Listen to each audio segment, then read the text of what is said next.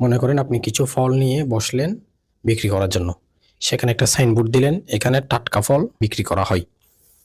এখন একজন এসে জিজ্ঞেস করতেছে, আপনি যে এখানে ফল বিক্রি করতেছেন সেটা তো আমরা দেখছি, কিন্তু এখানে এটা লিখতে হয়েছে কেন? আপনি ভাবলেন, আরে আসলেই তো এখানে এটা ভুল হয়েছে।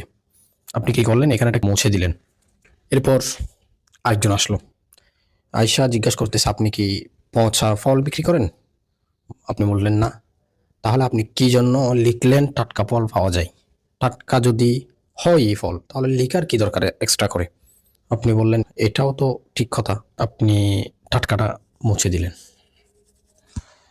এখন এখানে হয়ে গেল ফল বিক্রি করা হয়। একজন এসে জিজ্ঞেস করলো, আপনি তো এখানে ফল বিক্রি করতেছেন, অন্য কিছু তো আর বিক্রি করতেছেন না, তাহলে এখানে ফল বিক্রি করা হয় সেটা কেন লিখলেন? আপনি আবারও চিন্তায় পড়ে গেলেন, আসলেই তো আমি তো ফলই বিক্রি করতেছি, তাহলে এটা লিখে দেওয়ার কি দরকার, মানুষ তো দেখছেই।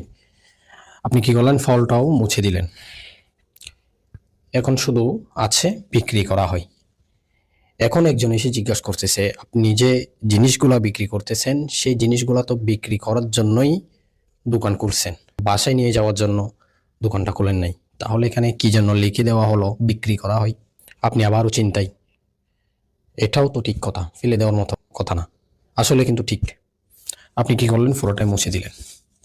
এখন আপনি সুন্দর করে ব্যবসা করতেছেন। আরেকজন মানুষ আসলো, আইসা কয়, কিরে ভাই, আপনার এত সুন্দর দোকান, ফল বিক্রি করতেছেন, কিন্তু আপনার যে সাইনবোর্ড এটা তো খালি, এখানে কিছু লিখলেন না কেন? এখন আপনি আবারও চিন্তাই। মুদ্রা কথা, আপনি যাই করেন, যেটাই করেন, সমালোচনা হবে, মানুষ বলবে।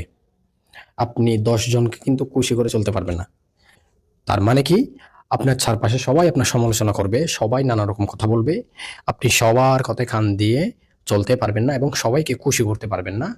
আপনার পক্ষে বিপক্ষে মানুষ থাকবে।